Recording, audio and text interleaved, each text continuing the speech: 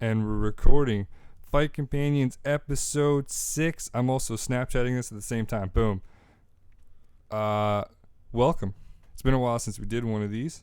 Been a while since I've been on the podcast. That is true. The last time we did one of these, it was UFC 189 special. That was our most popular podcast to date. It's pretty sweet. I was happy. When I listened to it, it was pretty sweet. It wasn't there. 313 views. We should do one sometime. You said you wanted to do one like Summerslam, right? Yeah, man. Which is... Should be able to work. I forget when is Summerslam. Like 20-something of August. I forget when. Yeah, I don't remember. Whatever. Either way. Welcome. What's up? Meek Mill, where you at, son? Meek Mill. Meek Mill. Fuck that dude. Okay, what is that? Before we start this thing, what the fuck is that? Because I heard a whole bunch of stuff about it. Basically, this guy Meek Mill, Nicki Minaj's girlfriend, we'll say, really boyfriend. Girlfriend. He was just chirping at Drake through Twitter, through whatever. And you don't fuck with Drake. Basically, just because he wouldn't tweet his album out, which is stupid because I didn't even know that was a thing. Yeah, how's that a thing when you have to tweet somebody's album out once they get a new one? It's because Meek Mill's a nobody, really, and he needs someone like Drake to be able to tweet out his album to be able to get bigger. Yeah, I see what he's trying to do. Yeah, I guess. But like, I don't know. This beef has really like gotten people to know him, I guess. Like, if you want to put it that way, I didn't know him before this beef. Yeah. So basically, what happened was Drake released Charged Up, which is an alright diss album. It wasn't that good. Yeah, it was alright. Or diss track. Can't complain. It was okay. Better than Meek's. And then Meek didn't respond for 4 days. Yeah. And then Drake dropped back to back, which was just that one was really good. I actually wanted to open the show like ones you showed me. I was like, man, we should start with this track because usually our openings are awkward, but that's like a trademark thing. I don't know why. But, like, I don't know. I just always get thrown off in the opening. But it's a really good track to open with. But I was like, maybe copyright, so let's not do that. But it was still really dope. And it was awesome because he just chirped the shit out of him. Back to back got me charged up. Whoa. Nice. I see what you did there. There's actually a picture that I'm just seeing on Twitter right now.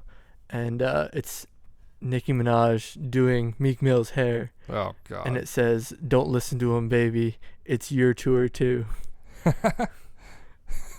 Yeah, what did he say? It's, what was he it? Said. Is it a world tour or your girl's tour? Yeah. So probably your girl's tour. That was one of the more, like, quotable lines there. Yo, I'm looking at this Snapchat, by the way, and I don't think I'm going to send this out because I look really fat. Oh, whatever. I got like double chins rocking, and I'm not the fan of that. I'm trying to lose weight, but whatever. Okay. But yeah, and then Meek Mill, at the point where people were saying, you know, there's no point in dropping a diss track because you already lost. Oh, he lost completely. He dropped one, and to most people, it was just awful. I heard some people like that know a lot about it. Yeah. That, like, you know, I kind of respect their opinion. They kind of liked it because of some of the stuff that maybe the public doesn't know.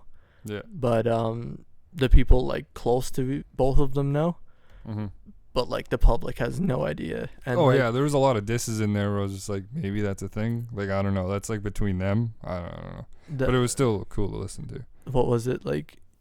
Something, I'll call you Buttercup. Like, yeah, I don't know what the hell that is. I'll call you Buttercup or something like that. Like, that was just. I was trying to think if that was like a Nicki Minaj song that she ever did. I just truffle butter, which is disgusting. I don't even know why I brought that. I don't know why I brought that up. But either way, I honestly wanted to turn it off when I heard "I'll call you Buttercup." I was like, I wanted to turn it off once I heard the Undertaker's gongs at the beginning. I was like, what the fuck are you doing? I don't know if it's real, but I heard something about like Undertaker wants to sue him for using his gongs, for using his entrance. I don't know if that's accurate or not, but I don't think Undertaker really gives a shit. How old is he? He's like 50 something. Yeah. Does he even know who Meek Mill is, or even Drake? Well, everyone really knows about this. Yeah, I guess beef this is a pretty big beef. Plus, I guess. Yeah. It was probably brought up to him, like, hey, he's using. Have you heard about this shitty rapper before? Yeah, he's using your shit, man. What are you talking about? Which I found that kind of ironic because everyone thought Meek Mill was dead after the back-to-back track. Just got so served that he's just And done. he kind of proved it that he was using the dead man's entrance music. Yeah. I was like, I didn't really, whatever. Yeah. I don't know.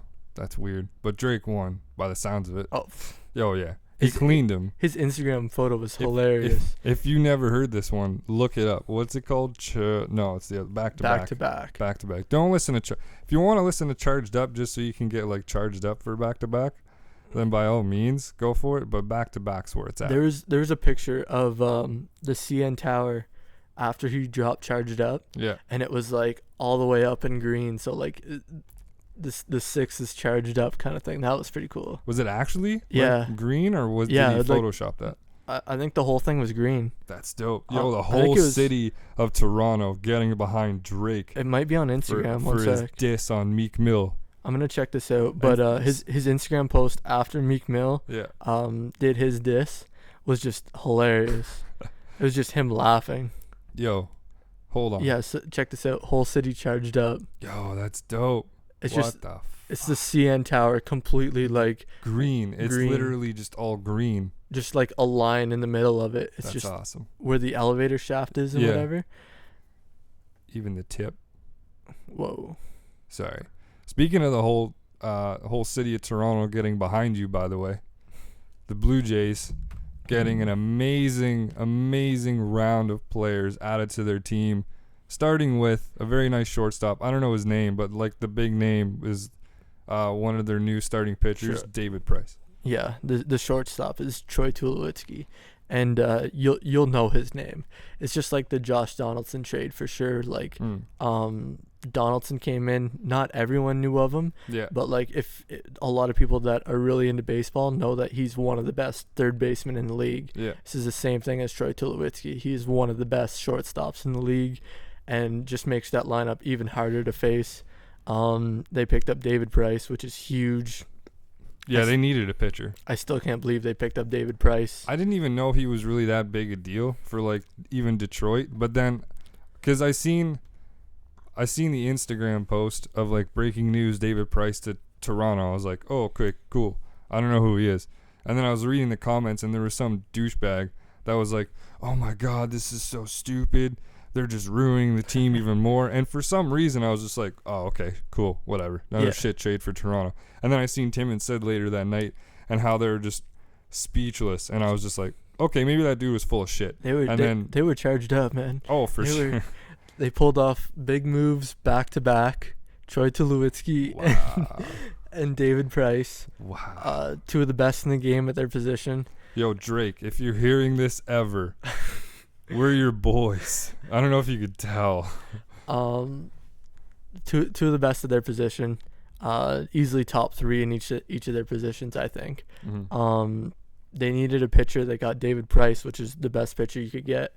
Who knows if he'll stay after this year, but that doesn't matter to me right now. Just get in the playoffs. We haven't had playoffs since we were born. Last time there were playoffs were when they won the World Series in '93. Unfortunately, we were born in '94, so we might be the curses here. Yeah, but we're the one thing that just keeps holding Toronto back. Just our birth just fucked everyone. But yeah, they got LaTroy Hawkins too, who is a reliever. He's like 42, but he's really good. They picked up another reliever today, who is Mark Lowe, who's really good from Seattle, and they picked up a leadoff man and an outfielder, Paul Revere, who is going to be their leadoff guy for sure. They won't have to put Troy Tulowitzki in there anymore, and that just makes their lineup even more stacked. Like, I can't believe how their lineup is going to look. I'm excited for Toronto the next few games. I'm really interested to watch like the next few games. Okay, so even more I'm like so interested that I want to go with you to Toronto on Monday, and I'm thinking about it. This is what happened. Okay, so David Price trade happens.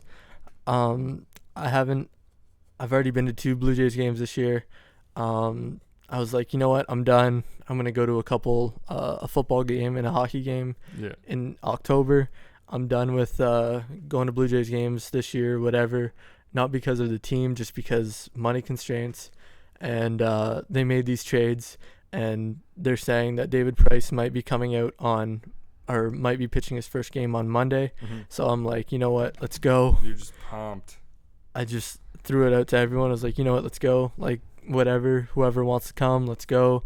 I want to go see David Price. I want to go see Troy Tulowitzki. I want to see everyone here. Yeah. And hopefully I can make it happen. We're a little far away from Toronto, like 3-hour drive or so. But as long as, you know what, whatever, I don't even care right now. I just want to go. That'd be pretty sweet to see him like open up, and like before the ticket prices raise too. Oh yeah. Because then that shit's just gonna be insane. Especially at the end of the year when they're making a playoff push. Yeah, true. They're gonna be crazy. And like, I really want to go there and support the team because you don't want, you know, all these moves that Rodgers are making. They're picking up a lot of salary. Yeah. You know, you got to go out there and support the team. Exactly. And you know, make them want to make these moves in the future. You don't want to, you know, have an empty dome there. An empty dome. No one there. Exactly. Yeah, I'm pretty pumped. Fuck, I really want to go. I might take the shift off, even though like my money situation is just looking bleak. I hate working at the place that I work. I wish I could just say it. Wish I could say where I work. And I know everyone that listens to this knows, but I just can't say it for sure. Because no, I signed a contract. You have to sign a contract when you're with McDonald's. You literally sign like this 2 or 3. Did I just say it? Yep. Never mind. Don't worry about it. I'm not gonna edit this. I don't even care. But like, even though I already said it, shit. Whatever. I don't even care. I'm gonna pretend like I didn't say it, and we're just gonna continue with it. Okay? Okay. We're gonna pretend like that never happened. But either way, I signed a contract saying I can't talk about them. With this place. Yeah, with this place. I can't believe I just outright said it. Either way, this is new to me still. Whatever. Fuck it. I saying like I can't talk about it like on social media. So I can't post anything about it, like complaining about the place that I work at. Yeah. Don't get me wrong, I like working there, but like if I could do anything else, then I'd probably do it. Well, no, it's more of a like if I could do this as like a job and get paid for it, my God, I just have the best life ever. Yeah. Like I enjoy the hell out of this. No, I know, but I mean, like, all it is you can't like bash your own work and whatever, right? You can't you can't exactly go on social media and be like, F my boss, F this, F that, and then which like is stupid. Someone's gonna see it, someone's gonna, you know, report it and whatever. It's not that you hate your job per se, it's just you hate like you've been there for so long and you're just like you want to do something else. You know what I mean? Like, especially when you're in school. I'm kind of the same way, you know, like I kind of want like a grown-up job kind of thing, you know what I mean? We both work at places where like you can get another job and like you know, make more money and whatever. I don't know, for me, I'm just like I'm all right with where I'm at right now. And I mean, like, the thing is, like, and I was like thinking about this yesterday and today, as you get older you want to do more things, but then as you also get older you realize just how many hours are in a day, and how many days are in a month, and how many weeks are in a month, and how they're never enough, really. Yeah. Which is, and like, you don't even realize that when you're growing up. You're just kind of like whatever, and you're trying to figure out what to do for the rest of the day. Then as you get older, just kind of hits you in the face. Harder. Oh, it completely just slaps you right in the face, and it's hard to figure out. That's why I like where I'm at right now, just because like it's not like a 5 days a week thing. It's not like whatever, right? It's not like I'm working 8-hour days all the time. You know, I'll have those sometimes or whatever, but I'm not gonna you know, worry about. I don't have enough time in the day ever. Yeah. Like I stay up till 3 a.m. for God knows why, but I stay up too. You always try to find things. Like for right now, I just want to, like, during the summer, I just want to chill, you know what I mean? Like, I know what you mean. Summer months, you know, I'll go back to school, whatever. The thing is that I'm looking at right now, like when I go back to school, is I want to start training again. I want to start fighting. Yeah. Because I did that in like the year before I went to school in 2013, and that was a whole lot of fun. And a lot of people don't know that I did all that shit. But I did jiu-jitsu. I didn't do a whole bunch of wrestling, but I did a whole bunch of striking, to the point where like I was getting headaches, and I was like, I should stop. You got punched pretty hard in the nose the one time. Yeah, I swear to God, I broke my nose. Like, I blew my nose and cartilage. It wasn't even like, it was blood and cartilage. Yeah. And I don't think I can actually. It's like every time you got hit in the nose, wasn't it? Yeah, it was. Every time I got hit in the nose, It it just started bleeding. Yeah. Because that's how sensitive it was. And actually, now that we're talking about it, I remember thinking like a few weeks ago, I'm like, I'm starting to have like breathing troubles through my nose, and I just kind of started noticing it. I was gonna say nosing it, and I think it's because of that broken nose, and it never healed properly, and now I can't breathe through my nose properly. Yeah, wouldn't shock me, man. Yeah, that kind of blows. Maybe I need to get it broken again. Just get Seth Rollins' knee in the face or something. Oh my God, we'll get to that later. That was brutal. That knee to the friggin' face. Oh man. All right. Speaking of combat, let's jump in this combat. Let's talk about UFC. I don't know what you want to talk about first. I don't know if you want to talk about like 189 really, really quick, just because of how big it was, and we never got a chance like to talk about it on like the podcast here. Yeah, I'm alright with that. We'll go back to that. Pretty much, holy cow. Best card ever, and I'm probably gonna buy it on DVD, even though Fight Pass exists. I don't care. I'm gonna buy it on DVD anyway. Yeah, there's no card that has ever beaten that card ever. No. So like I only seen the last 4 fights, I believe. I think I worked till like 10:30 or something like that. Watched the last 4 fights, and man, like the fact that I knew that the first fight ended in a flying knee, I was like, okay, doesn't matter. There was 2 flying knee knockouts on the main card alone. So like the first fight on the main card, flying knee, I didn't see it, but I knew about it. I was like, okay. And then second fight was who was it? It was Gunnar Nelson and Brandon Thatch. Gunnar Nelson. Got choked out in the first round. Yep. Yo, Thatch, work on your rear naked choke defense, bro. That shit weak, son. 2 fights in a row where you got rear naked choked? Come on. Then again, you got schooled by 2 veterans, so whatever. Yeah. that was a sick fight. Yeah, it was. It was a quick finish, too. The weakest fight on the main card, but a sick fight. As sad as that sounds, like it was a sick fight, but like it was the worst fight on the main card, probably, I would say. Really? I thought it was one of the better ones. Are you talking about Stevens and Bermudez? No. I'm talking about Thatch and Gunnar. Oh, okay. Because of the 2 flying knees. Yeah. And then what happened after, which we'll talk about after, like in a second. But brutal war. Yeah, we'll just talk about it now. No. And then the third fight, the surprise flying knee. Yeah, that was out of nowhere. I did not see that fucking coming. Was that second round or third round? Third round, I believe. Beginning of the third round. He was backed up to the cage, and he just fucking... Oh, my God. Just... I couldn't even believe that. Yeah, that was out of nowhere. I couldn't believe that either. I was like freaking out. I was trying to set up the podcast, and I was freaking out at the fights at the same time. But like... I don't know. It was kind of weird because I was kind of worried about how the podcast was going to go, so I couldn't really enjoy the fights like I used to, but I still enjoyed the hell out of it still. And then the co-main event for sure. The war. War. Rory McDonald and Robbie Lawler. Man. I heard I know we're talking about it, but I just remember this. Carlos Condit's like begging for a title shot right now. Yeah. Even though Hendricks was there in the crowd, and they even showed him on camera saying he's probably the next challenger. But now they're talking about Carlos Condit too. And I'd rather see Carlos Condit versus Robbie Lawler by far more than anything. I would rather see Carlos Condit, but I would rather him get one more fight under his belt after having a year off. You know, Thiago Alves is all right. Yeah. He's not Robbie Lawler, Rory McDonald, you know, in that class. Yeah, no. So I would want maybe Tyrone Woodley. Because then that would make sense because of the rematch. Or isn't Woodley and Condit, don't they train together maybe? No. Who does Woodley train with? In the welterweight division? Yeah, there's someone. I forget who it is. Or is it Lawler? I think it might be Lawler. I'm not 100% sure. Yeah, I don't know. I shouldn't have brought it up. But no, either way. No, I was trying to think too.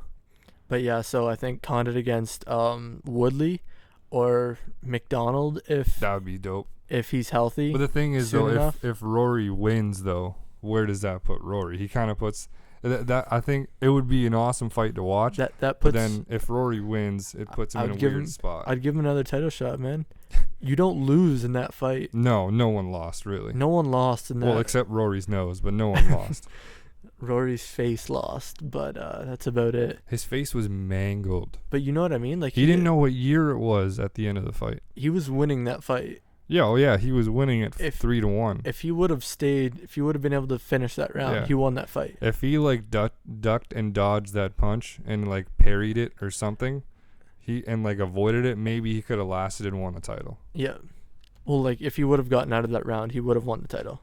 Yeah, no, for sure. So I mean, That's what I mean. Like if he avoided it, yeah. then So maybe we could have seen a different fight play out. that's what I'm trying to say though, is that if he beats Carlos Condit, Yeah. I think he should get another shot. Rory? Yeah. Yeah. I think that would be a good number one contender matchup. Or like you could do Rory and Hendricks, because we haven't seen that one yet. Yeah, true. We haven't seen that one yet because we've seen the combination of Condit and Hendricks, and that was a really good fight. Yeah. And we've seen pretty much everything except for Rory and Hendricks. But I do believe Hendricks is going to get the next shot, Yeah. and I want Condit to fight someone better than Thiago Alves. McDonald could fight Matt Brown next. That could be something. Yeah, he can. I Because think Matt Brown didn't really have that. He won his fight at 189. It wasn't really. it's a big jump for Brown. From like no, I know he was fighting the Yeah, big guys, but he then was he fighting went. Hendricks. But then he went down. After the Hendricks fight, who did he fight at 189? I can't even remember. That's the thing. That's That's what I mean. That's a that's the big thing. jump Yeah, from yeah, that yeah. guy. That he didn't look that impressive. Like Mhm. he won the fight. He won it cleanly. Like He won by a submission. yeah, but I mean, like he didn't wow me. Yeah. Like I watched the fight afterwards, but he Mhm. didn't wow me. Yeah. Yeah, I don't know. I just think Condit needs one more fight against someone. That's just my opinion. Yeah. All right. Yeah, I the thing is I just don't want to see Johnny Hendricks versus Robbie Lawler 3, even though it is the rubber match and they've each won against each other once. So, but I mean their last fight kind of blew. No, I agree. I really wanted to see it after the first one. I wanted to see the second one. Yeah. Second one was just awful. I don't know. There was something about that second one where it was just something was off, and I don't even know what it was, and it just didn't look good. It wasn't pleasing to the eye at all. I just hate watching Hendricks when he doesn't try to strike at all. Yeah, he when was he- just pinning Rory or Robbie against the fence, wasn't he? You're messing that up still. Yeah. Sorry. Yeah, he was just trying to take him down. He was trying to pin him against the fence. He's trying to whatever. Yeah. The first one, he would actually like throw punches, and that's when Hendricks is at his best, when he throws, because you don't know what he's gonna do Yeah. from shot to shot, from whatever. That H-bomb is unreal. Just unreal. The H-bomb? H-bomb. He has Henderson? an H-bomb too. Yeah, that's true. Hendricks has an H-bomb. You threw me off with the H-bomb. I was like, I what? know. I was like, what? You look confused. I was confused. He Yeah. has that left hand bomb, that overhand knocks people the fuck out. Perfect segue to the main event. Speaking of left hands, Conor McGregor. We were all Irish on July 11th. Saturday, July 11th. Everyone was Irish because everyone was a fan of Conor McGregor. They It's, booed the shit out of Chad Mendes. it's either you love this guy or you hate this guy, man. He's a polarizing figure. I know a few guys that just completely hate him, think that he's gonna get what he deserves, kind of thing, just because he's running his mouth. But man, I love Conor McGregor. This fight with Conor and Jose Aldo. If you think it couldn't have gotten any bigger, well, bitch, I'm here to tell you it's bigger. It's way bigger now than it ever was. Like before 189, this fight is monumental. I don't think they're going to do another world tour, personally. Probably not. Just because it's the same people. So, Unless but like this fight's going to be massive. they might do one if they do put Punk on that card. I could see that.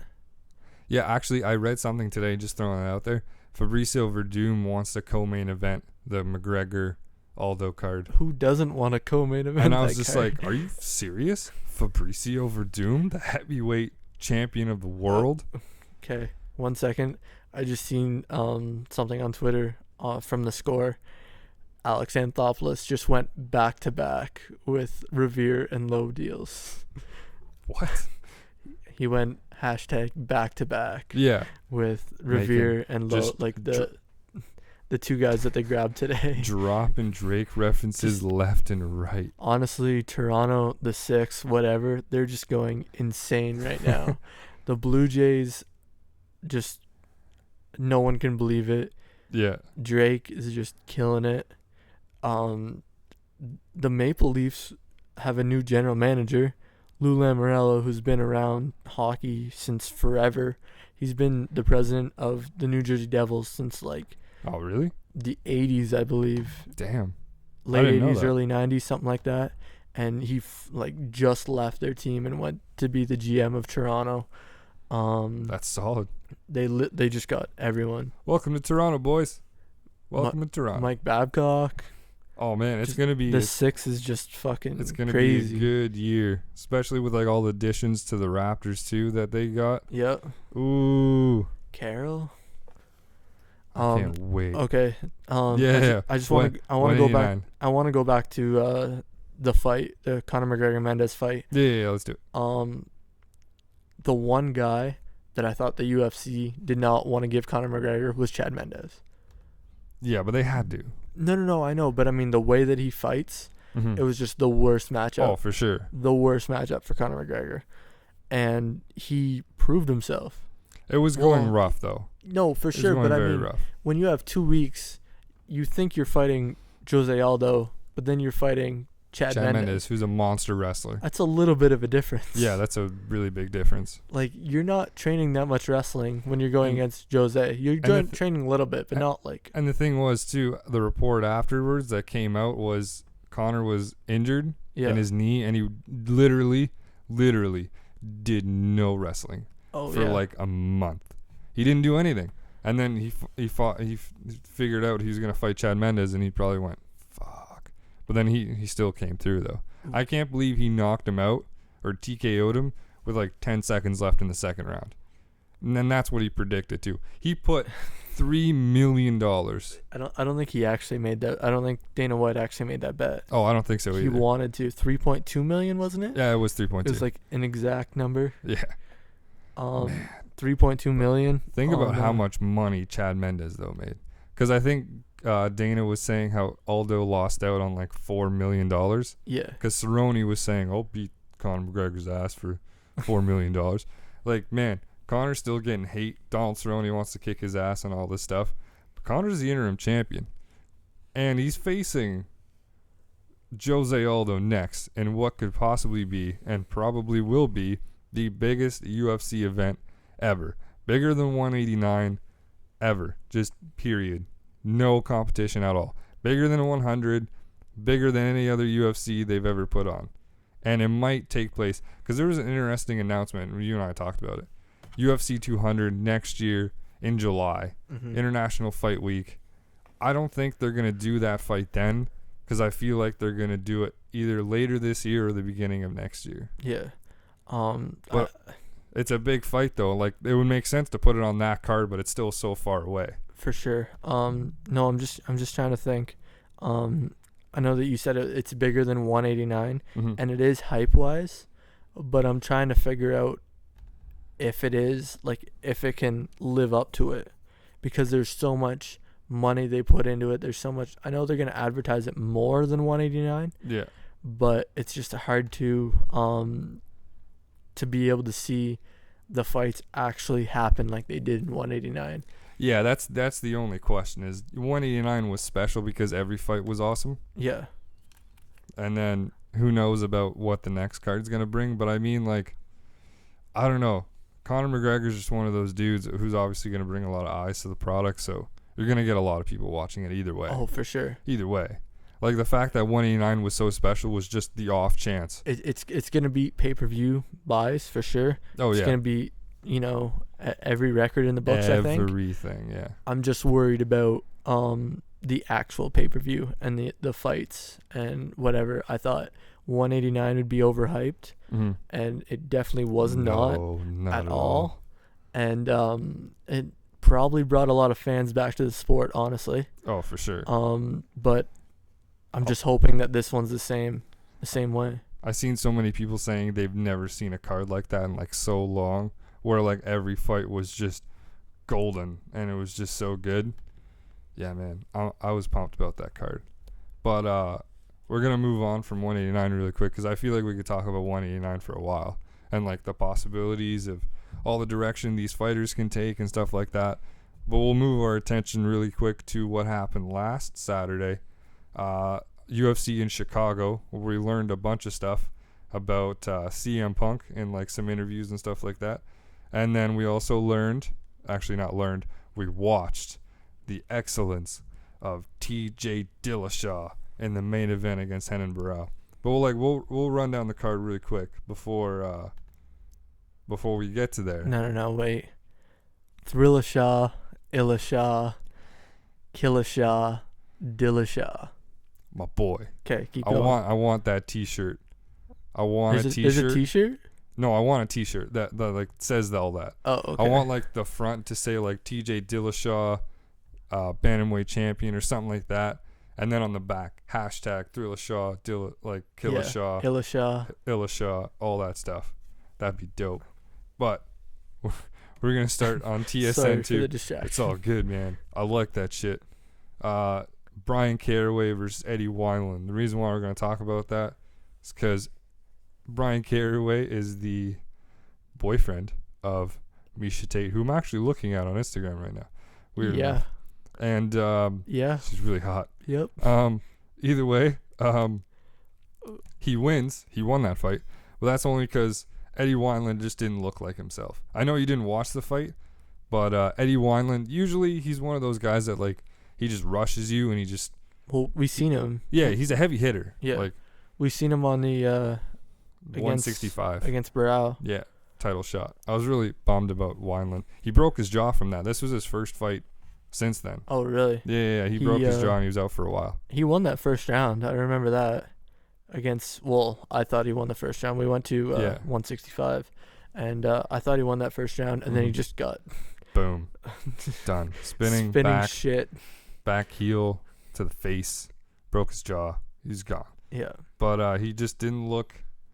He didn't look the same as he did in any of his other fights against Caraway. And Caraway was even like trying to egg him on, but Wineland, just being the veteran that he is, first ever WEC bantamweight champion, and just didn't look the same. Caraway takes home the win. It's kind of bummed about Eddie Wineland. I don't know what he's going to do next. You think it was just rust, or you think he's just done? I think it was just rust, because he still looked good. Everything that he did, his movements was really good. He was able to get inside and outside really quick. Yeah. I don't know. I think he still looked good. I don't think he's done by any means. I honestly expected that to be a death wish for Caraway, just because I thought he'd be too distracted with Misha's fight. I thought there's just too much going on for him because he's in the corner for Misha, right? Yeah. So I thought there's just going to be too much going on for him. Too much he had to worry about. And Eddie Wineland's a bad motherfucker. So, I mean, like, I just think that he was going to, like, just get caught or something. Yeah. And obviously from what you said, Eddie Wineland was not Eddie Wineland. No, he didn't look the same. But I don't even know what's next for either guy. I'm interested to see where Brian Caraway goes because it looks like his name is getting more popular. Yeah. But I don't know if that's because of him or if that's because who his girlfriend is. Probably his girlfriend. It's like Meek Mill with like Butterface. Minaj. Yeah, Minaj. So I don't really know. I'm interested to see either way. The next interesting fight that I thought was really cool was. I don't know what I said that for. It's true. Jim Miller versus Danny Castillo. Danny Castillo is a training partner. This is a 155 fight. He's training partner of TJ Dillashaw, who's the champion in the main event against Barao. He lost to Miller, which I thought was kind of baloney. I actually thought Danny Castillo won that fight. I just caught the co-main and main event. I didn't really. Yeah. Wasn't able to see much else. Yeah, I'm kind of work just happens. Yeah. I'm kind of bummed with Castillo getting lost here, just because that's 2 in a row for him. And the last fight he lost to was spinning back fist to the face where he got knocked out. I think it was like the first spinning back fist, and it was against the the guy who fights in the main card against Felder. It was against Felder. Felder spinning back fist knocked out Castillo. Oh, okay. Yeah. But yeah, kind of bummed with Castillo. But Miller getting the win, veteran of the sport. I don't know what's next for either guy. And then the other interesting one before we get to the main card that I liked, because Tom Lawler, filthy Tom Lawler, son of a bitch. He's one of those dudes that he's just outspoken. And, like, he always does, like, these entrances and stuff like that. And he just gets interesting. Like, he dressed up as Dan Severn for a weigh-in once. What the heck? Yeah, he does this shit. And, like, I think what he wanted to do for for this one was, you know how they have, like, the Reebok fight kits? Yeah. He asked for the Conor McGregor one because he wanted to dress up like Conor McGregor. And they're like, no, why wouldn't you want to wear your own? And he was just kind of bummed out because he hadn't fought in the UFC in 2 years. Yeah. So he was saying how he's bummed out because it's so much different now. Because people don't know him. Yeah. If you knew him, then you would know, okay, maybe he's got like a shtick that he wants to do at the weigh-in. Yeah. Which he did. But instead, he got all of his Reebok gear and he dressed it all up. Like, he literally put all of them on. He was even thinking about putting shoes on his feet, on his hands. But, like, he was just like, maybe I should tone it down a bit. Yeah. Just so I don't get in trouble. But then he got a Performance of the Night award, and he knocked out Gian Vellante, who's training partner with Chris Weidman, middleweight champion of the world. Yeah. He knocked him out in the second round. I think it was like just a few seconds in. Boom. Done. Whew. Gone. Gian Vellante was like noodles after that. Just noodles, straight up. And Just Lawler got cooked. Lawler jumped on the mic with Rogan, and he was just like, y'all don't think I'm a joke now, right? And I'm like, Jesus. Like, he got I remember that. personal. I was like, remember that. damn. And he was saying how, like, maybe all these years dressing up and acting like a fool and all this stuff, maybe that was a distraction. Maybe that's why he wasn't winning. Because he was saying how, like, every time he didn't do that, he'd won. Yeah. And I'm like, then stop doing that. Yeah. Like, what the hell? But either way, Tom Lawler, son of a bitch, just getting the win. I was a fan of that. But moving on to the main card, our boy, Joe motherfucking Lozon. And if you're wondering why we put the mother effer in between there, this guy, he's our guy. I love this guy, and you love him too. Is there anything this guy doesn't do? Right? Is there anything this guy doesn't do? The reason why I fell in love with Joe Lozon was watching a countdown clip or something to one of his fights, and he's playing COD. He's playing fucking COD. His family's like going to sleep, and he goes on Xbox Live for like 2 hours, and he's just chirping kids, and he's just playing away, and it was awesome. He's good at it too. Yeah. And he still games too and all this stuff. I always wanted to see Joe Lozon rise to the top of the lightweight division so he get a title shot. Man, I always want to see that. I remember, I think the first Joe Lozon fight I watched was probably Jim Miller. And that was the first one that I knew who Joe Lozon was, and I watched it. And man, his face was just. It was wow. like a Rory McDonald and Robbie Lawler fight where like no guy leaves like the loser. No. You know what I mean? No. Like they both won that fight, and it was like one of the fights of the year. Jim Miller and Joe Lozon, for sure.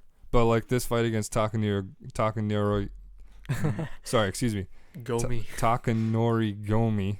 There we go. He's Japanese, whatever. Got the win here by knockout. Best finish I've seen in a long time. Just because he called his own finish. He was the referee. Yeah. He should have gotten paid for Herb Dean's job. Exactly. Herb Dean was just like, what the. Okay, yeah, it's done. Because he was punching Gomi in the face, and you don't really notice it till like the replay. But he was just bombing him from the top. He flattened him out. He had his back, and just bombing him in the head, the side of the head. And it was just like, man, when is Herb Dean gonna jump on this shit? Because it looked like Gomi wasn't even protecting himself. Oh no. And then he was just like, okay, I'm not going to kill this dude. And he said that on the mic in the interview with Joe Rogan. Mm-hmm. He's like, I don't want to kill this dude. I watched him growing up. He's like one of my heroes.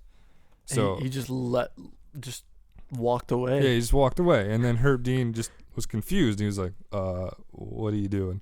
And he's looking at Gomi. He's like, Okay, no, fuck this shit. And he starts waving it off. And then Lozon's like, thank God. It was, almost 10 seconds after Lozon walked away? Yeah, it was like a solid 10, 15. It was at least 5 seconds after he Yeah. walked away. And Lozon was, like, walking back towards him because he thought Herb Dean wasn't going to call it off. He was going to jump back on goal. He was going to kill him. But Lozon gets the win here. I'm really happy for Lozon. Love that dude. I really want his t-shirt, but I'm broke. Not his Reebok one. Fuck that. I want like his Joe Lozon like JL t-shirts that he makes his own. So Jay's game in a couple days. Yeah, but his t-shirt's probably more than the Jay's game. Oh yeah, probably. Which is sad to think about.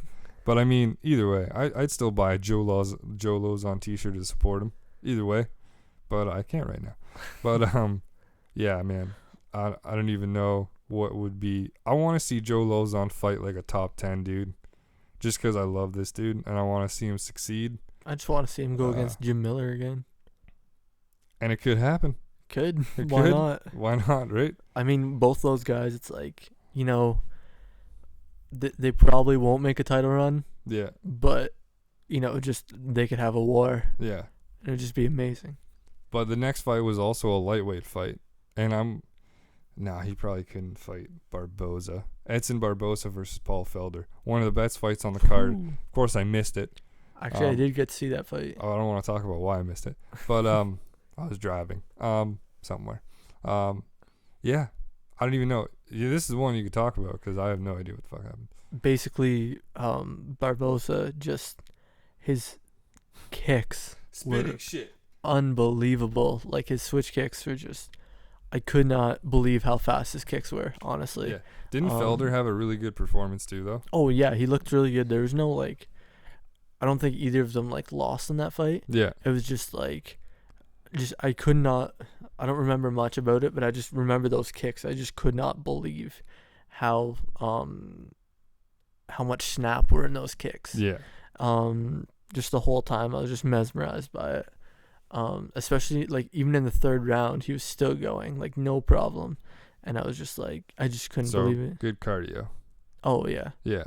Was Felder looking okay, or? Yeah, man, he did not look bad at all. Like, there's no time where I was like thinking it was a dominant performance by Barboza at all. Yeah. But the judges definitely did get it right. Barboza won. Okay. But it was, I kind of want to see Felder win because I was watching like the countdown and stuff. Yeah. About it, and Felder just looks like one of those dudes where he just works his ass off. He trains with Cerrone too, which is kind of like one of those things where like, damn, I want to see this dude win. But yeah, man, fuck, Paul Felder. I'd love to see Paul Felder versus like Lozon though. Oh yeah. That'd be dope. But yeah, Edson Barboza takes the win here. See, this is the thing where like a lot of these fighters, I don't really know how to match these guys up. Yeah, it's above my pay grade. Right? It's above my pay grade too. And I'm trying to figure it out in my head just by looking at this card, and I have no clue. Like, does he fight Jim Miller next? Would that make sense? Does he fight somebody in the top 10 that's a bit more challenging for Edson Barboza? Because there's a ton of killers at lightweight too. Oh, yeah. That like just... Lightweight is stacked. All the divisions are pretty stacked right now, actually, now that I think about it. Except for the bantamweight division, for the women's bantamweight division. Well, and we'll get to that like right now because that's the next fight we're going to talk about. Miesha Tate versus Jessica Eye. Tate picks up the win here. Jessica Eye looked really good early though. I was worried about Tate for a while. She looked like she got caught a couple times. Yeah. Some big punches from Eye, but it was just Miesha caught her with one, and it was just too much. Like, she just beat the crap out of her for like the rest of the round. I thought it was gonna be over at the end of that round, but I toughed it out. And you toughed it out? Yeah. I toughed it out. Jessica Eye toughed it out. And yeah, no, like the rest of the fight pretty much went Miesha Tate's way. I really want to see Jessica Eye win just because I didn't want to see Miesha Tate Ronda Rousey 3. Because she's already beat Miesha Tate twice. I want to see it. You want to see it? I want to see it. Why do you want to see it? Because they're both hot. That, and because Jessica Eye is beautiful too. There's, I don't know if you've seen. There's, no, I have. Okay. But Miesha, No. Not only that though, but just those fights were all she got under Ronda's skin, Yeah. and she actually Oh, she can gave the market the fight. she gave the best test to Ronda. Yeah. Only woman to ever go past the first round with Ronda Rousey. Yeah, and you know what? She's gotten a little better. Ronda's gotten way better, but I mean, there's no one else. Who No. else is there in the division? Like right now, Betch Kohei is ranked 7, I think. Yeah, something I like think that. she's ranked number 7. Like 9-0. there's no competition. The only one that I can think of right now that's making a slowly making her name for herself, even though she was like a really big addition to the UFC, and that's Holly Holm, former kickboxing and like Muay Thai champion and stuff like that. She's still way too far away. They were thinking about giving her a title shot, but then she was just like, no. Yeah, I she's not wanna even. slowly make my way. That's what I mean. Like they're almost forcing people up to, like, To challenge her, yeah. wasn't Betch's last fight against one of the four horsewomen? Yeah, it was. That's how this whole thing came about, was because she fought two of the horsewomen. I know, but if you don't know who they are, they're like 3 friends of Ronda Rousey, and together they call each other the four horsewomen because they're fans of wrestling and the Four Horsemen legendary group. But yeah, either way, what were you saying? just the difference of skill between any of those four horsewomen and Ronda Rousey It's ridiculous. is crazy, and like she should have to fight someone in between that at least, like Sarah McMahon. The reason something. Yeah, the reason why they did is because there's already bad blood between them two, and then now it's even worse. Yeah. Because of what she said, but we'll get to that later on, because we're going to talk about 190, which is actually tomorrow night, on Saturday. It's Friday right now. What day is today? I usually say that at the top of the show. Yeah, this is the last day of July. Friday, July 31st. MLB trade deadline day. That too. That's why I'm on Twitter. I'm a little distracted. Blue Jays Nation. It's all good. We'll get to the main event right now. Another Performance of the Night award for TJ Dillashaw. The rematch, 14 months in the making against Renan Barao. What do you guys say? Thrillashaw, Illashaw, Killashaw, there you go. Dillashaw. Had to throw it in there. I had to. It's understandable. If someone's listening to this, make a goddamn t-shirt with that on it, because I really want that. But TJ Dillashaw picking up the knockout TKO victory in the 4th round. Near the end of the 4th round too. It was like 4 minutes 23 seconds in. Damn. TJ looks so good.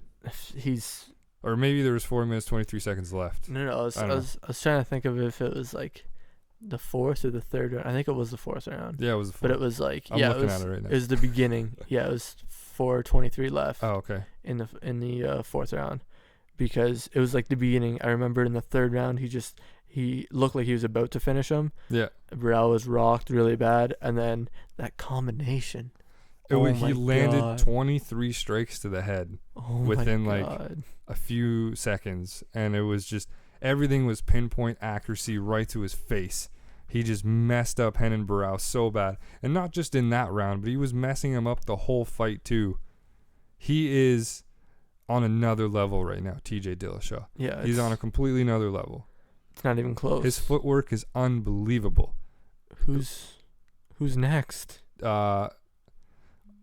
They were talking about. They're both guys are injured though.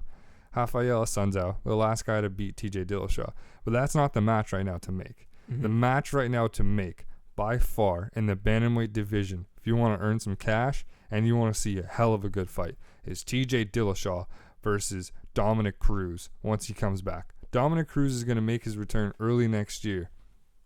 I would love to see that fight, just because of the footwork that both have. I agree, but does Dominic Cruz make that fight?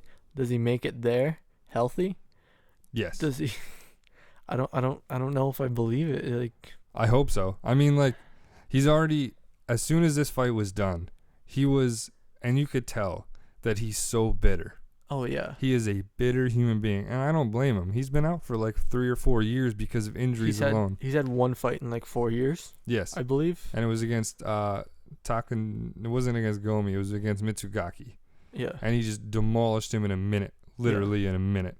And his footwork looked the same. He looked like the same guy that left 3 years ago, and from that fight, it's been a year. If we see him again next year Didn't he against tear his TJ, ACL again? yes, it was something like that. It was something ridiculous like that in his knee, and he's had knee problems his whole career and stuff like that. But I'm hoping that he can get healthy and face TJ, because that's the fight to make, and that's the fight everyone wants to see. That's definitely the fight. There's no doubt about it. But I'm worried about, you know, his health, him getting to the fight. Mm-hmm. That's all I'm worried about. I don't know if because with guys like that have been out for a while, I want them to get a fight beforehand. Yeah. To be able to make sure that they got to their get ring skills rust and whatever. off Yeah. and stuff like that. But he can't. You can't trust him with a fight before that, because he'll get hurt again. Look what happened. Yeah. Like he had that one fight, because it was supposed to be Dominic Cruz versus Renan Barao. Trained for Barao, and then he hurt himself again. Yeah. Like it's too much. People were talking about this after the fight too. Whose footwork is better, TJ Dillashaw's or Dominic Cruz? And that's an interesting question. I think it's Dillashaw, but not from what he showed in that Barao fight. Yeah. That Barao fight, I don't know what he was doing. He still had good footwork. He had great footwork still, but it wasn't like he did in the first fight. Yeah. In the first fight, he just danced around him. Like, yeah, it was unreal. Unbelievable. It was unreal. But I think they're both really good. They're just different. Mm-hmm. They're both good on their own, but they're just different in how they approach it. Because Dominic is more of a wide base. Yeah. And he likes to jump in and jump out at random moments and stuff like that. While TJ's like literally shuffling his feet. He looks like Muhammad Ali in there, moving his feet. It's unreal. But yeah, I don't know. I hope that fight happens. I feel like that can main event any pay-per-view card by far. And hell, you could even put it in a co-main event. Maybe in the beginning of the year. Maybe with Conor McGregor and Jose Aldo. And maybe with CM Punk on the card also in the third fight. Who knows? I like to see that. CM Punk was even thinking about that. I would really like to see that. The only problem with that is you have Dominic Cruz and you have Jose Aldo in the same card. Do you trust it? Do you trust it if you're at AT&T Stadium in Dallas, Texas? Ooh, baby. Do you know what I mean? Like, you have to have guys that you know will show up, that you know will put on a good fight. Which, by the way, interesting, because if two major events would be held at AT&T in 2016, if that happens, because WrestleMania 32 is also at AT&T Stadium. Oh, really? I didn't know that.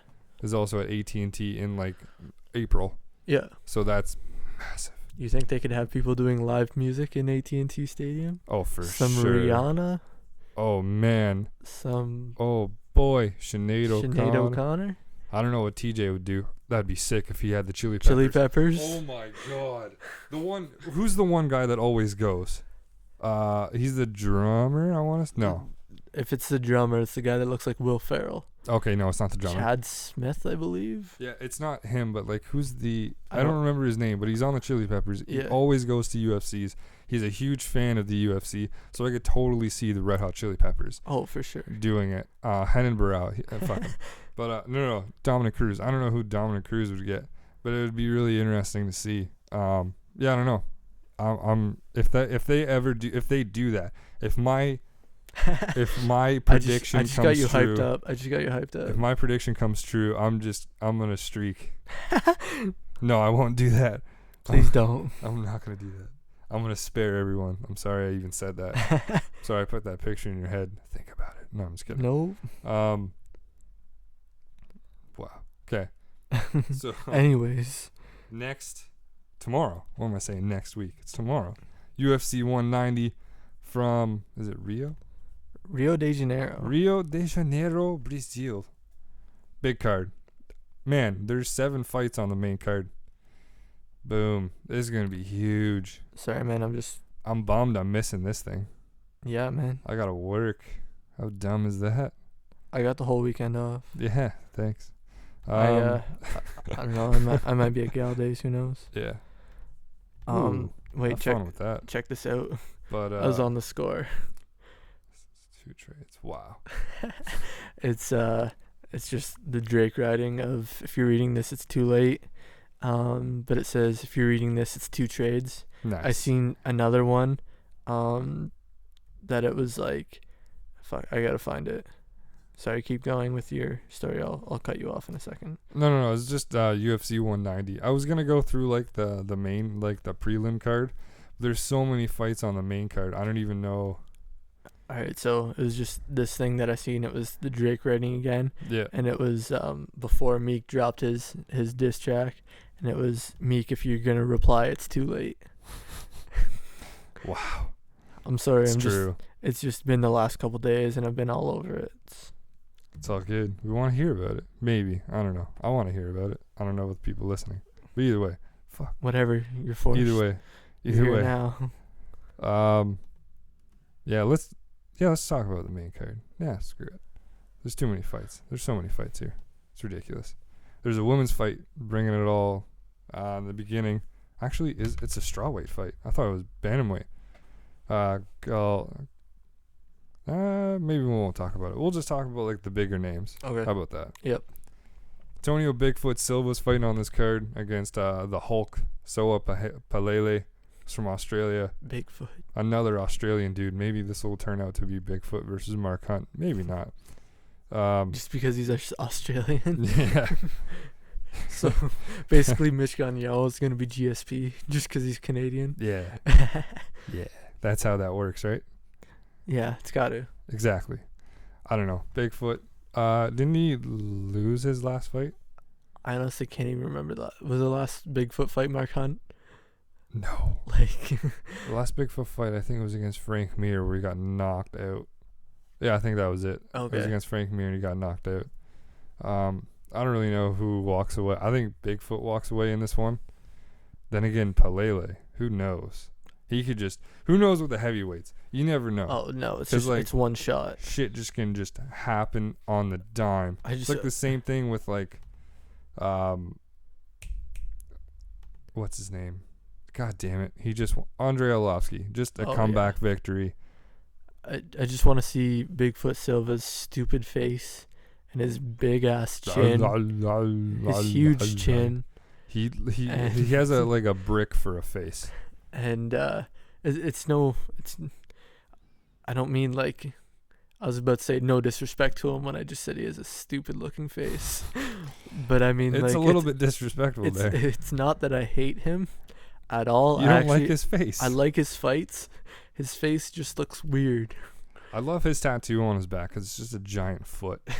That's it's the a best Bigfoot. part. It's a Bigfoot. And then Stefan Struve versus Big Nog. That's another heavyweight fight. Damn. I'm afraid for Big Nog. I respect Big Nog so much. I'm afraid.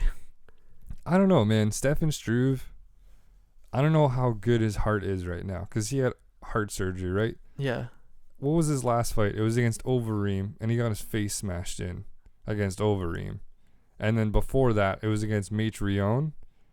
Yeah. Oh, okay. And it was against Mitrione, and he couldn't even compete because he had a panic attack backstage. Yeah, I remember that. And his heart couldn't really hold up. Yeah. So, like, they were forced to cancel the fight, which is unfortunate for Stefan Struve. But, I mean, I don't know. He's 7 feet tall, maybe a little bit over 7 feet tall.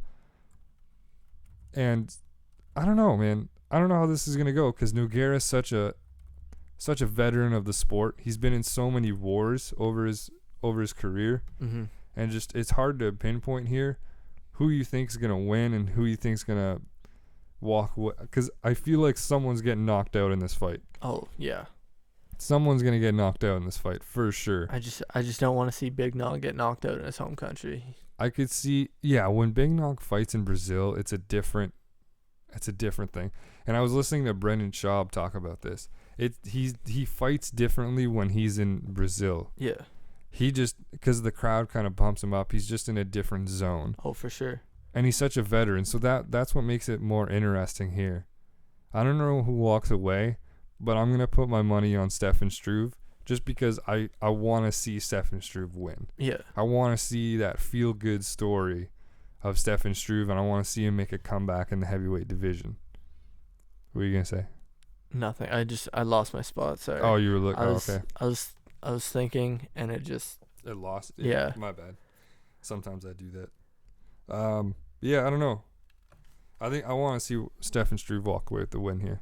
But Big Nog's brother, Little Nog, is fighting on the card too Yeah.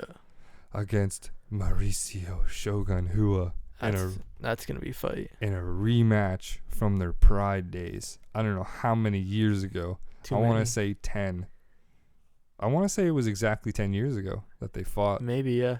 And that was like a war. That was one of the biggest fights ever in Pride history, in MMA history. It was just one of those wars that no one forgot about. And this is their rematch, finally. I don't know how well this is going to go, except I want to see Shogun versus Henderson pretty much in this fight, because I feel like that's where it's going to go. Yeah. Yeah, I don't know. It's kind of tough to judge these guys. Especially the guys in like heavyweight, light heavyweight that are a little bit older. Yeah. Like I never know how they're going to react. Yeah. Once they get into the octagon. And they're both Brazilian too, which is kind of weird to see two Brazilians fight each other on a Brazilian card. Yeah, like who do they fight for? Yeah. I don't think they'll be chanting "You will die" in this fight. No. That's my guess. Actually, maybe they will, because Brazilians can be a little bit out there. You never know. Maybe, I don't know. They're just chanting "You will die" to either guy. To both of them. Like, just someone die. Please die. That'd be awful. I want to see Shogun though. I always like Shogun. I want to see Shogun pick up the win. I think Shogun won the last fight, actually. Okay.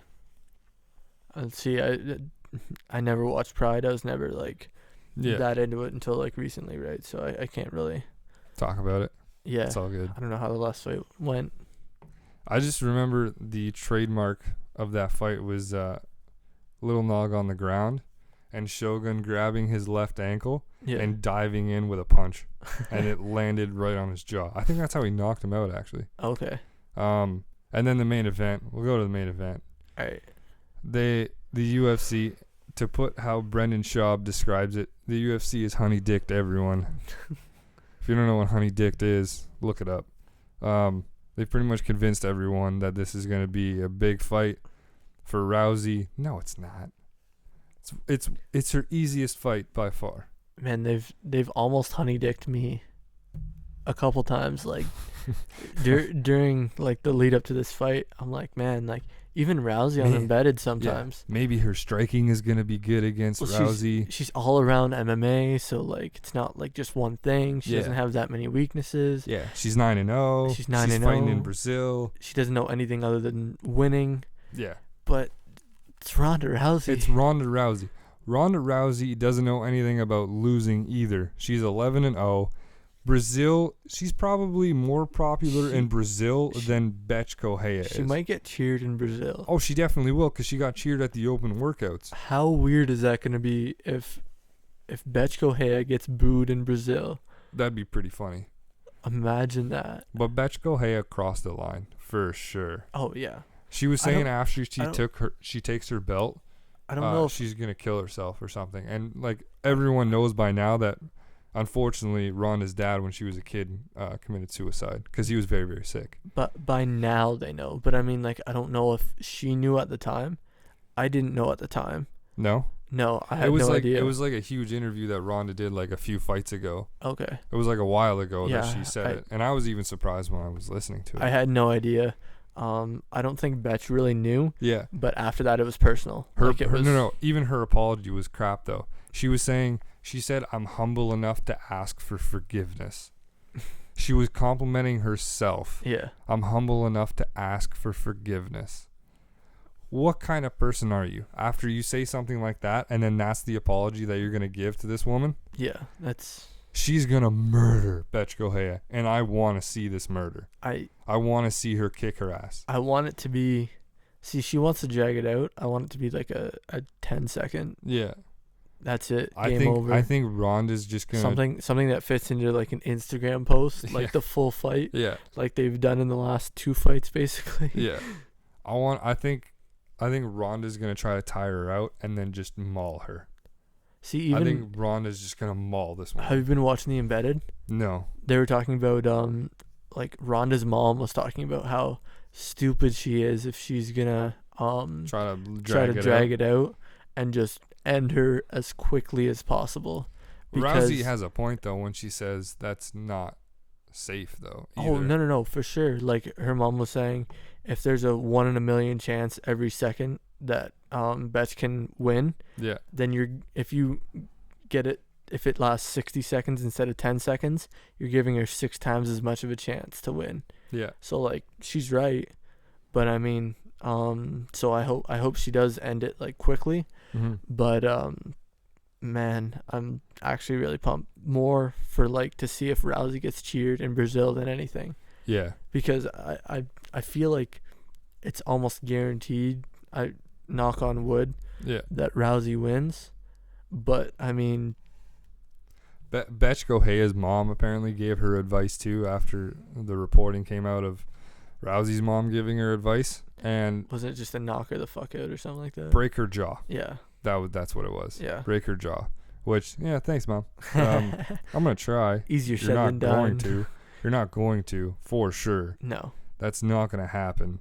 Yeah, man. Like this is just gonna be an all out, just mauling. I think Ronda Rousey's too good. Ronda Rousey was even saying how she's gonna beat up Betch Gohea. She's gonna beat up Miesha Tate, and then she's gonna do a movie with Mark Wahlberg called Mile 22, and then we'll see what happens after that. That's how confident this woman is. And that's awesome. It's probably Cyborg after it's that. Dope. Yeah, I don't know about that one. I think the UFC's gonna try to force Cyborg yeah. before the Miesha Tate fight. Yeah. But I don't know if they'll be able to, just because Cyborg won't go to 135. Yeah, I don't know. But speaking of like fights like that though, you heard about Fedor Emelianenko, right? Yeah. Okay. Andrei Arlovsky wants that fight. Andrei Arlovsky is like dying to fight Fedor because he wants to fuck him up. That would be amazing. I saw like a morning report on MMAfighting.com. I didn't read into it, but I just seen a lot of stars of like swear words. Yeah. Arlovsky's just dropping bombs, and he just wants to fight this dude because he wants to avenge his loss. Yeah. He's not the same fighter like when he first fought Fedor. Not at all. And he wants him so bad. He wants to fight him so bad. And I want to see that so bad. That'd be crazy. That's one of those like dream matchups. Yeah, but honestly though, if Fedor's gonna go anywhere, if Fedor's really, really talking about coming back, he's gonna go to Bellator. Cause he has ownership and stakes in M1, and M1 and Bellator are like teaming up, right? Oh, okay. I didn't know that. Yeah. So they're having that Dynamite card in September where there's going to be M1 fights and Bellator fights on the same card. There's going to be a ring and a cage. Oh, yeah, you told me about that. Yeah. So, and Fedor has part ownership in M1, so. Here's the thing, though. Who's he going to fight? Randy Couture wants that fight, too. Who's he going to fight at Bellator? Randy Couture wants to fight Fedor, kind of. I don't know who else he fights. Can you imagine though? Can you imagine? Ken Shamrock. Picture this. No. Picture this. Fedor. Yeah. One of the greatest heavyweight fighters ever. Yeah. Very technically sound and all this stuff. Versus the Street Fighter. Versus Kimbo Slice. Yep. That's the only things that I can think of for him right now. That's a huge fight. Even though Kimbo would probably get outclassed, but like just thinking about it. Yeah. Is really huge. That's what I mean. Like Bellator has nothing for him. Mm-hmm. Like Bella shit is just awful. Yo, speaking of MMA, really quick before we jump on the WWE train, really quick. I think it's tonight, it's tonight. I think World Series of Fighting. Jake Shields will fight Rusumir Palhares for the welterweight title. Okay. And Rusumir Palhares, you know and I know, has one of those reputations of holding on to submission holds or not holding on, depending on how you look at him and how you look at it, and really hurting guys because of that. Yeah. Jake Shields he's just over Palhares, and he said tonight he wants to break one of his bones. He wants to break Palhares in some way, shape, or form. He wants to break one of his bones. And I really want to see that fight. And I'm working, of course. So I can't watch it, but I'm interested to see how that fight plays out. Jake Shields is just one of those guys where I'm like, yeah, and Palhares is a pretty big dude. But I mean, Jake Shields is really technically sound. Yeah. on the ground. He trains for sure. with Gracie's. He trains with Nick and Nate Diaz, and they're really good on the ground too. And Paul, it's not like, and this is definitely not going to be a striking matchup. No, that's Jake Shields isn't really a striker, and neither is Paul Yaris. I'm not really much for those fights that are just on the ground. Like I love watching the technical part of it. Don't get me wrong, it's not that I hate it at all. It's just some guys like Jake Shields, like Damian Maia is another one. Yeah. Where it's just like, that there's no chance of anyone throwing a punch. Yeah. And it's just his last fight though against Rory, he was throwing a lot of punches. It ended up being a stand-up battle. He kind of got forced to, didn't he? Didn't but Rory he had good block hands. Didn't Rory block like a bunch of takedowns at the beginning? He did. Yeah. I think it was like, and this is, don't quote me, but I'm pretty sure this was the number. He blocked 20 of 22. Okay. Takedowns in 3 rounds. It's amazing. Yeah, it's unreal. That's a big number. But yeah, enough of MMA right now. I'm kind of MMA'd out. Let's talk about some wrestling. We missed a lot the last few podcasts. Me and Liam talked about Money in the Bank. Actually, yeah, we talked about Money in the Bank. We talked about Battleground, previewing Battleground. I'm trying to just like think back right now. Yeah, it was a while ago. But we could talk about SummerSlam, I guess, really quick, and kind of the fallout of Battleground. Okay. And what they're setting up for SummerSlam really quick. There's not really much to talk about all right now. But there's only like a few things out of Battleground that I really want to talk about. Like Kevin Owens and John Cena. Yeah. We could even talk about Cesaro real quick. Cesaro. He's had some of the best matches on Raw with John Cena. Easily. For the U.S. Open Challenge. And I like what they're doing with him right now, hooking him up with Kevin Owens for a possible matchup at SummerSlam, one-on-one. Yep. I really like that matchup. I like it. Especially now that SummerSlam is going to be 4 hours. Good Jesus Moses. They're going to give them some time. Cesaro and Kevin Owens are going to get some time. They're going to be able to work. I can't wait. It's going to be unreal. It's going to be so good. And then main event of Battleground. By the way, Cena and Owens was really, really good. Fantastic matchup. Battleground. I really liked it. What I didn't like is they made Owens tap out. Yeah, that was a really quick finish. And I don't know if they're really trying to make the STF matter again, because he made Seth Rollins tap out on Raw too. Yeah, I don't know. Last week. But it's I don't like it. I don't like making guys that are, trying to make it big, making them tap out. It just makes them look really weak. Yeah, I was kind of hoping Kevin Owens would just kind of pass out or something like that. But, I don't know. I thought he'd pass out for sure, or like something cool like that, where like he didn't want to give up, or at least like have him in the hold for like literally like 6 minutes, and him like trying to drag to the ropes, and Cena's just like, nope. Yeah, he tapped out like instantly. Yeah, he tapped out pretty quick, which was kind of a bummer. But, I like the direction they're going in with both guys right now. Actually, I don't know if Cena's going to get... I don't know what's going to happen. Yeah, man. I don't know about that. We'll get to that in a second. But main event of Battleground was Seth Rollins versus Brock Lesnar for the WWE title. It was a good match. It was short. It was too short. Yep. And then Taker came in and kind of ran in on Brock Lesnar. And I still don't like the way that they're setting it up. I just don't. I don't like how they had a thing for like a year and a half ago, what WrestleMania broke the streak, and then just now he wants his revenge. Like, he came back already during his WrestleMania run, and he didn't screw over Lesnar then. He didn't do anything like that. But now he wants his revenge. Like, I don't like the timing of everything. Yeah.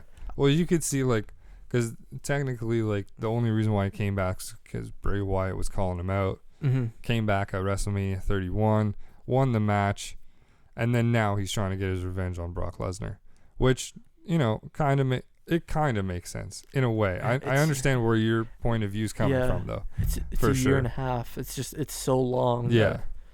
But then again, like, it was a good year and a half for Taker because he got healthy. Mm-hmm. He's way better off now than he was at WrestleMania 30 when they first had their match. Oh, yeah. He looked a lot better in WrestleMania 31 than he did in 30, for sure. But I'm not excited. You're not excited for this match. I'm okay with it. I'm excited. I just hope it's not literally the main event of the card. Yeah. I hope it's not the last match that they put on, even though I think that's the direction they're will going. be, yeah. But I don't know how it's going to play out at SummerSlam. I think it's going to be a better match than what they had at WrestleMania 30. Mm-hmm. So I'm interested to see how they go there, and I'm interested to see how Lesnar, because Lesnar's rough. Yeah. I wonder how rough he's really going to get with Taker, who's up there in age. It's tough. That's the only way he knows how to wrestle right now. Yeah, well, that's his like persona. Yeah. So like that's the thing. I don't really know how that's gonna play out. I have no idea, man. I don't know either. Shit. There's not much I like about it. You know what I mean? Like, yeah. the matchup seems great on paper. If it was, couple of years back, more than a couple of years back, obviously, because a year and a half ago it wasn't that good. But I don't like. Undertaker looks better, but I don't know if he looks that much better that he can take bumps from Lesnar all the time. And like, I don't think it's gonna be a long match. I don't think so either, and that's why I don't want it to be a main event. Yeah, true. But we'll kind of leave that for a second. I think we kind of spoke our pieces there. I don't really know what else also, to say about that. Sorry, but I don't like how the main event at Battleground ended, just because it was a short match. I believe that to me, Taker almost came out as like a heel because he stopped the match in the middle of it. He low-blowed Lesnar. Just stuff like that. It was kind of like a heelish thing, and it was just weird for Taker. And I hate how they made Seth Rollins look so weak too. Now that you bring that up, yeah, because it was such a short match, and obviously the reason why he came out is because he was about to win the title after one F5. Yeah, and then that would have been it for Seth Rollins, and then he came out, saved his ass, and then Tombstone Lesnar twice. I think it was twice because the crowd was chanting one more time. I think so. Yeah, I think so. So, but then for Rollins right now, they're kind of, I don't know what they're gonna do. I think they're gonna do Cena versus I think so. Versus Rollins, but I'm not too sure. I don't know what else they have. Yeah, it was hard to think about what else they could do with Rollins, because there's not really a whole lot of guys right now. The thing that I really wanted them to do that they talked about earlier in the year that I think they still could have done up to the first week after Battleground was Trips and Seth Rollins. Yeah. But it's too... Now there's no way. No, there's no way. They didn't I think... Like what I was thinking, I think I already told you this, but kind of have Trips be like, you know what, I gave you Lesnar basically to take the belt from you. Yeah. And like, You're just trying to set him up. Do it. If you can't get other people to do whatever you want, like you have to do it yourself kind of thing. And like basically have him not to take the belt, but just to have one match and to be able to, get Rollins even more heat, like a little better and whatever, right? Yeah. But I don't know what else there is for him. Like I don't like the Cena thing, but I don't have a better option right now. Yeah, I don't mind the Cena thing, mainly because of the match that they had on Monday Night Raw, which was unreal, and that's why earlier in the show you were talking about Cena's broken nose. Yeah. That he got from a flying knee from Rollins, which was out of nowhere. Because it was like one of those exchanges where they go back and forth in the punches. Mm-hmm. And then at the end, Rollins is just like, yeah, screw you. And he flying knees him in the face and breaks his nose. Inadvertently, of course. Oh, yeah. But it still happened. And he still finished the match. The move he did afterwards, the top rope suplex, and then he flipped him over and suplexed him again standing up. Yep. What the hell? Yep. Are you kidding me? Unreal match. So I don't mind seeing that match at SummerSlam just because how good that match was on Raw. I just don't like. What are they? Do you think it'd be champion versus champion, or do you think it's just going to be for the WWE World Heavyweight title? I hope it's champion versus champion. Just because it's more interesting. Because it's more interesting. I think if they did it for a title, I think the person with the title would retain. I don't think they're going to get, give away the U.S. title right now with how high it is, just because of how, like, Cena's elevated that title to no end at this point, right? Like, because of where it was before he had it compared to now is just you can't even compare the two. Oh yeah, it's So- way more prestigious now than it ever was. You can't have one guy with both of them. So I think champion versus champion's the way to go, but I don't know if SummerSlam's the right pay-per-view for it. I wouldn't mind it. I mean, what other pay-per-view you really gonna do it on? I don't really know, but I mean, like, Yeah. for SummerSlam, I always, you always get those, like, yeah. I guess that's the biggest matchup you have, but I mean, SummerSlam's one of the biggest pay-per-views of the year. It's second to WrestleMania. So I mean, I understand where they could do it on that card. Yeah. For sure. I don't really know what else is gonna go on at SummerSlam other than that. There's been rumors of Sting returning. That's done. At least the reports have said that that's done. They don't want Sting to come back. He's gonna be like at all the weekly things that are going on, because they're gonna do like what they do at WrestleMania, like all week long, right? Yeah. The meet and greets and stuff like that. Yeah. The panels. Sting's gonna be on the panels and stuff, but he's not gonna be at Mania, or sorry, SummerSlam. It's basically Mania right now, the way Pretty they're setting much. it up. But it was supposed to be like a 6-man tag with him, Roman Reigns, and Dean Ambrose versus the Wyatt family. But now it just looks like it's gonna be Luke Harper and Bray Wyatt versus Roman Reigns and Dean Ambrose. Great tag team match either way. Oh yeah. It's gonna be sick. What else are they reporting? Stardust versus Stephen Amell, which is interesting because Stephen Amell is the main actor. He's the main character on Arrow, which airs on CW Network. And he was saying today, I showed you the Facebook post that he had on his official Facebook page. Yep. Saying Stardust stole my line. Where's WWE Universe? It's on. Yep. Which is cool.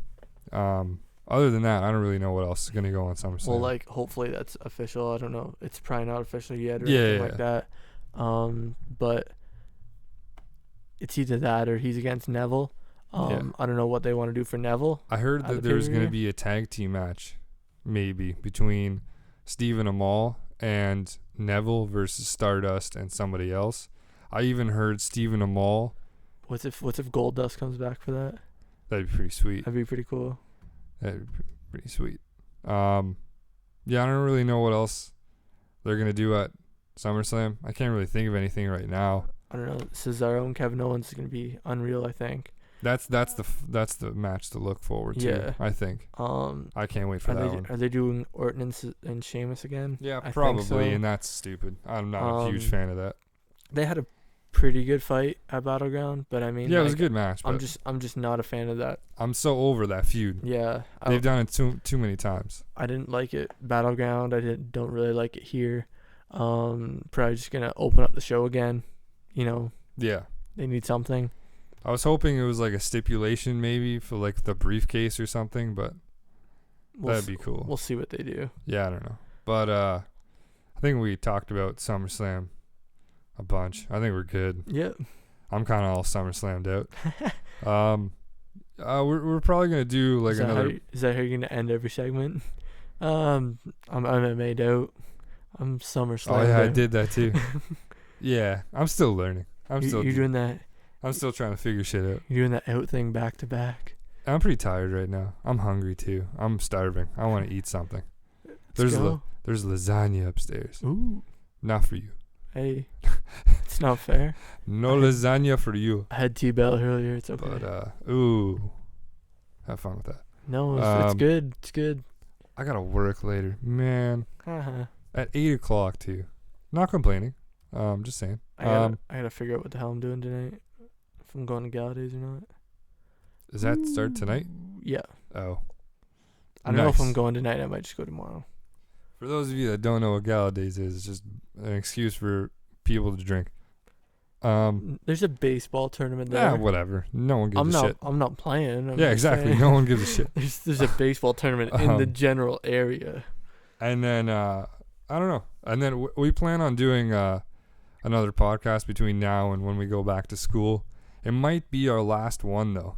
Not like Fight Companions, but like me and you for a little while. Oh yeah. We're probably gonna do another like we did for UFC 189 with me and Liam, but maybe with SummerSlam. I don't know where we do it though, because you can't do it in my basement. Even though we're in my basement right now. Fun fact. Can't really do it at my house, so it has to be at yours. Okay, we'll figure something out.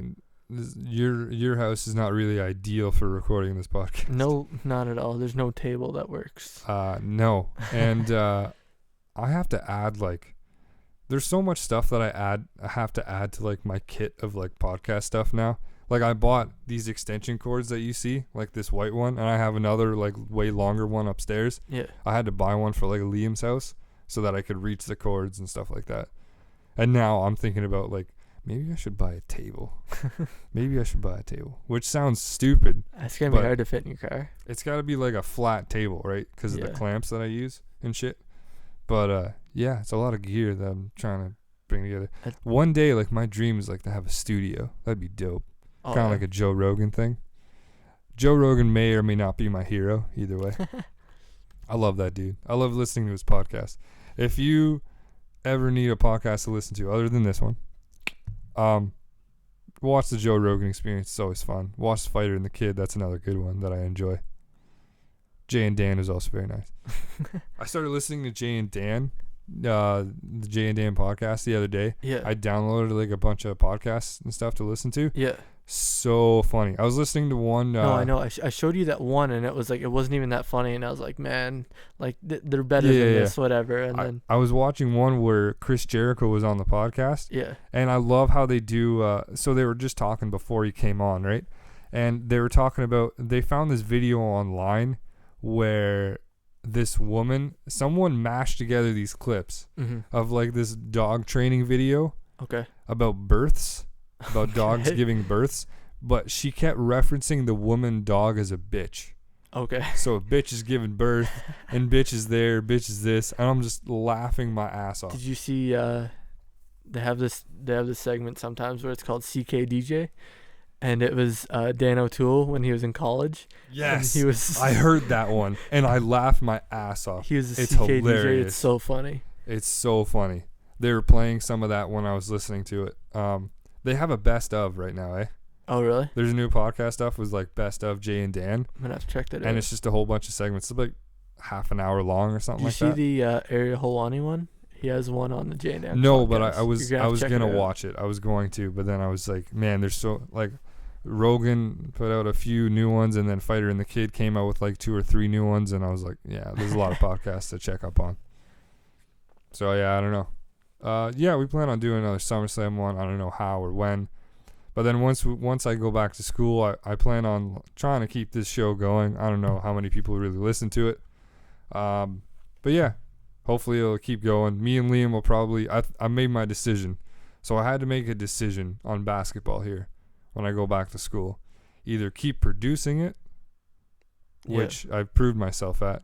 And that was the only reason why I really wanted to do it to begin with, was to kind of prove myself that I could do more than just talk and like just walk around and do stuff. Yeah.